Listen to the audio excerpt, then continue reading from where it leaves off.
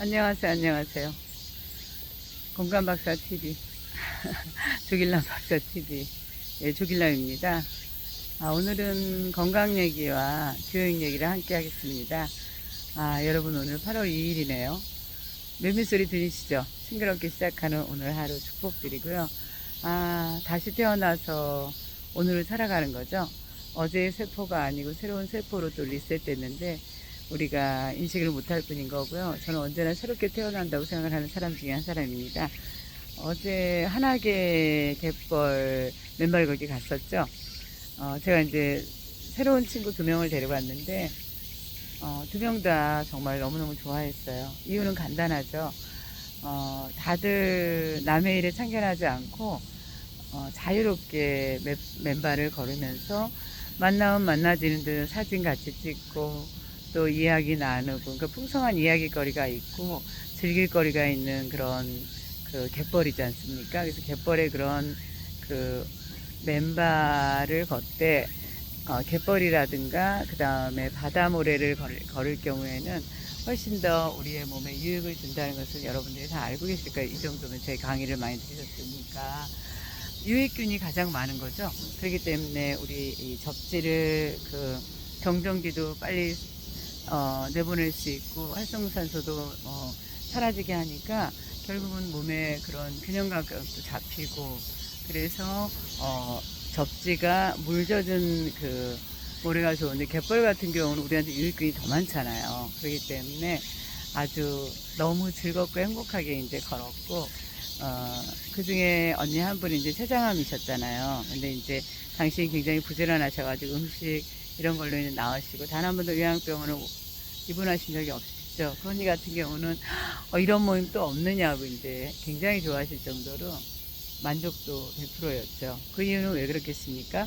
거기 오신 분들이 정신적으로 되게 넉넉하신 분들이 많이 오세요. 그러니까 편안하고 마음이 편안하시고 또한 그 나눔이 넉넉하세요. 그래서 자기가 기른 채소로 이제 그 빵을 만들어 오신 분도 계시고, 그리고 또 방울토마토 기르신 것도 함께 나누고, 저 같은 경우도 이제 7년 이상 된 된장 가져가서 같이 먹고, 또 고추잎 농사 지은 거, 고추, 그 다음에 제가 해간 또 밥, 또 김, 그 넉넉히 이제 다 같이 함께 나눠 먹을 수 있을 정도로 많이 싸가는 거죠. 왜냐하면 거기 오신 남자분들 같은 경우는 여자들보다는 그런 그 식문화에, 음식 문화에 대해서 조금 약하시잖아요. 그래서 같이 이제 나누면 또 그분들 같은 경우는 또 이렇게 떡볶이도 사오시고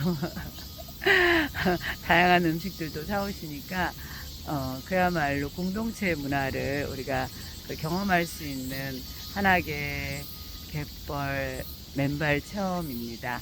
그래서 그 맨발 체험이 1주차 화요일, 3주차 화요일, 1, 3주 화요일 날 정기적으로 종로 상가 탁골공원 후문 있는데 버스가 서 있죠. 그래서 13,000원의 힐링이라고 저는 이제 붙이고 있어요. 그래서 어제 거기 가서 이제 너무 즐겁고 행복하게 이제 맨발을 걸을 수 있는 만큼 최대한 걷는 거죠. 그래서 저 같은 경우는 밥 먹는 시간 빼놓고는 맨발을 걸었기 때문에 우리가 11시 정도에 도착을 했으니까 거기서 2시 반에 출발해서 왔거든요. 그러니까 최소한 2시간 이상의 맨발 걷기를 했으니까 여기 평지를 걸은 거에 3배 효과를 주니까 6시간의 맨발 걷기를 한 거니까 새벽 4시에 일어나서 이제 제 그 일상이 이루어져도 피곤한 줄 모르는 거죠. 그리고 어제 같은 경우는 이제 문화공간 온이라는 데가 또 있거든요. 거기는 이제 세미나하고 그 다음에 뭐 책 출판 기념회를 하거나 뭐 여러 가지 장소로 이제 쓰이는 곳이에요. 그래서 거기는 이제 황미밥을 해놓고 있어서 그 밥이 오븐돔이기 때문에 밥 자체로도 건강을 좋게 해주는 밥이거든요. 그래서 거기서 이제 이렇게 음식도 팔고 그러면서 이제 문화공간 우리나라의 그런 5, 6, 70대, 80대 이런 중년이라고 해야 되죠. 중년의 그 건설적인 문화라고 그래야 되나요? 이런 문화를 건강한 문화를 선도해가는 그런 기관이 그 단체죠. 그렇기 때문에 거기 문화공간원에서 이제 어제 본 곳이 그 오페라 유령이었어요. 아, 너무너무 감동적이더라고요. 저 아직 오페라 유령을 못 봤는데 우연히 보게 되었죠. 우리가 이제 맨발 걷기를 하고 난 다음에 이렇게 아쉬운 사람들은 2차로 이제 모여서 문화공간원에서 기타 치고 노래 부르고 그 다음 이제 담소를 이렇게 즐기거든요. 그리고 이제 이렇게 해서 이제 더불어 함께 지내고 이제 이야기 나누고 노래 부르고 이제 제가 또 사회를 봤습니다. 그래서 노래를 부르면서 이제 즐겁게 있었는데 영화 서울대 나오셨다더라고요. 그분도 영화 감독, 영화 쪽 관련 일 하시나 봐요. 거의 80대를 훌쩍 넘기신 분이셨는데 오페라 유령뿐만 아니라 다양한 영화에 대해서 말씀을 하시면서 한 달에 한 번인가요? 아마도 영화를 상영하시는 것 같으셨어요. 그래서 그런 훌륭한 오페라 유령 영화를 보게 된 것이 어제 저에게는 굉장히 그 행복한 추억이었던 거죠. 그래서 그 정말로 오페라를 이런 문화를 저는 이제 너무 좋아하는 그런 가정에서 자라기도 했지만 굉장히 감동적이었던 거는 뭐냐면 그 자체가 행복해서 그 아름다운 노래를 듣고 그 아름다운 옷도 보고 그리고 그 사람들 표정이 하나하나 살아있잖아요. 저 또한 그때마다 소리 지르면서 감동하고 그러니까 감정의 순화가 이루어지는 거죠. 예술의 순기능에 가장 좋은 게 여러분들 감정이 편안하게 순화되는 거잖아요. 그래서 굉장히 너무 이렇게 행복한 그런 시간을 보내다가 이제 어제 왔거든요. 그래서 어제는 뭐 늦게 들어왔죠, 집에. 10시 반. 그러고 나서 이제 11시에 자도 저는 기본적으로 5시를 안 넘기고 이렇게 일어납니다. 그거는 왜 그럴까요? 그것이 습관이 되니까. 습관은 그래서 무서운 것 같습니다. 그래서 이제 그렇게 한 다음에 지금 반신욕하고 또 바로 이렇게 산에 올라서 황토길을 제가 걷고 있습니다. 영장사 이제 걸으면서, 교육의 3주체가 교사, 학생, 학부모인데, 지금 우리 특히 이제 다른 쪽보다 초중교사가 환경이 더 열악한 이유는 예를 들어서 그 사대를 나온 선생님들 같은 경우는 학교 자체 교육 과정에서 인문학을 저는 공부를 더 많이 시켜요.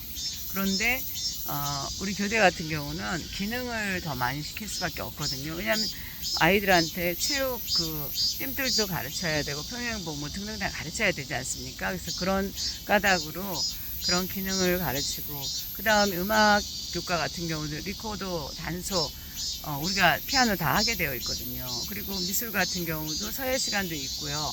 그 다음에 수채화 시간도 있고 그러니까 그런 기능을 우리는 안 할 수가 없어요. 그렇기 때문에 일단 그런 기능들 위주로 하다 보니까 결국 뭐가 모자라냐면 그 교사의 그 교육관 있죠. 철학 쪽이 많이 부족하게 됩니다. 그러니까 스스로 노력하지 않은 교사들 같은 경우에는 대개 그 학부모한테 그 철학적으로 딸려요. 그래서 학부모들이 무시하게 되는 그런 원인 제공을 사실은 교사가 하게 되는 거거든요. 근데 이제 중등 같은 경우는 일단은 그런 부분에 있어서 저희보다 더 공부를 많이 하는 건 사실인 것 같아요. 제가 만난 중등교사 선생님을 중심으로 말씀드리자면 그러기도 하고 초등 같은 경우는 어린아이들을 아직 어리지 않습니까? 1, 2학년 같은 경우 그러니까는 그 아이들이 아직 그 인성적으로 크지 않았기 때문에 부모들이 더 관여를 많이 해요. 부모들의 기대가 굉장히 크다는 거죠. 그래서 그 지대한 기대를 누구한테 나타내냐면 교사한테 나타내요. 그러다 보니까 교사를 자주 접촉을 하기를 원하는 거죠. 여기에서 이제 문제가 생기는 거죠. 그래서 그 초중등 교사가 자살하는 그걸 갖다 조사를 했더라고요. 어느 기관에서. 그랬는데 초등교사가 56명이나 교단에서 돌아가셨는데 그분들이 우울증하고 공황장애가 원인이었더라고요. 중등도 돌아가시긴 했지만 초등이 인원수가 제일 많은 거는 아마도 앞에 요인이 많이 작용했을 것 같아요. 그래서 학부모로부터 교사를 보호해야 되는 건 맞아요. 지금 보니까. 저희 때는 그래도 학부형들이 굉장히 순수했다고 말씀드렸죠. 제가 82학번이니까 89년도부터 이제 교직 생활을 했기 때문에 그때만 해도 굉장히 순수했거든요. 근데 지금 학부형님들 같은 경우, 특히 잘 사는 지역 같은 경우는 개인 이기주의가 팽배해 있기 때문에 우리 아이가 상처받을까봐 그런 돌아가신 그 선생님의 교실을 쉬쉬하고 이래요. 제보해주지 않잖아요. 분명히 알고 있을 텐데도.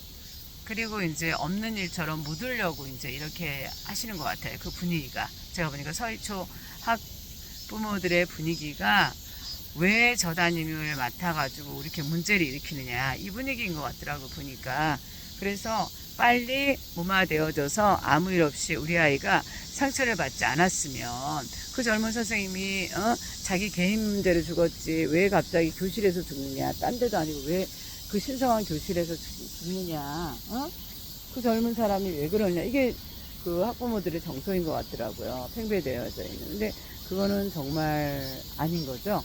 어떤 한 교사가 죽는 데에는 개인적인 원인보다 사실은 사회적인 원인이 많을 수밖에 없는 건 뭐냐면, 죽기 전까지 그 교사의 개인 전화로 통화를 했더라고요, 학부형이. 그러면서 너무너무 힘든 그런 상황에 도착했죠. 봉착했죠. 그 교사 같은 경우는 이제 너무 젊어요. 이 전체적인 사회 구조를 파악하기는 너무 젊고, 그 다음에 자기 스스로의 교육관을 펼치지 못한 그런 어려움에 봉착했는데 누구도 도와주지 않은 거잖아요. 도학년 교사들이 도움을 줬나요? 그거 아니었잖아요. 그리고 관리자가 들어줬나요? 아니었죠. 너무나도 그 반 시끄럽다 뻔히 왜 이러냐. 그리고 1학년을 2년씩이나 주는 거예요. 왜요? 그 힘든 1학년을 이제 갓 발령난 선생님한테요. 그건 업무 배정부터 해갖고 학교 편의주의로 분명히 난 거라고요. 제가 학교에 있어 봤기 때문에 알죠. 그랬다면 그 부분들에 대해서 다시 올곧게 자리매김해 주는 것이 아마 필요한 작업이 아닐까 싶습니다. 그래서 여러분들 오늘도 즐겁고 상큼하게 하루를 시작하시고요. 우리 사회에 일어나고 있는 이러저러한 문제들은 언제나 있었어요. 그죠? 그렇기 때문에 당신 삶 속에서 선을 읽을 수 있는 따뜻한 일 맞이하시면서 오늘도 이렇게 싱그러운 나뭇잎처럼 굉장히 편안한 하늘 모습이네요. 이렇게 그 해가 떠오른다는 것만 해도 우리에게 또 하루를 시작할 수 있지 않습니까? 바람과 함께 살아야 될 스카이시 그랬나요? 내일은 내일의 해가 떠오를 것이다. 태양이 떠오를 것이다. 저도 언제나 그런 마음으로 살았습니다. 자, 오늘 또 새로운 해를 맞이할 행복하게, 따뜻하게, 우아하게, 슬기롭게, 지혜롭게, 견고하게 하루를 걸어 나가겠습니다. 여러분들도 그러실 거죠? 감사합니다.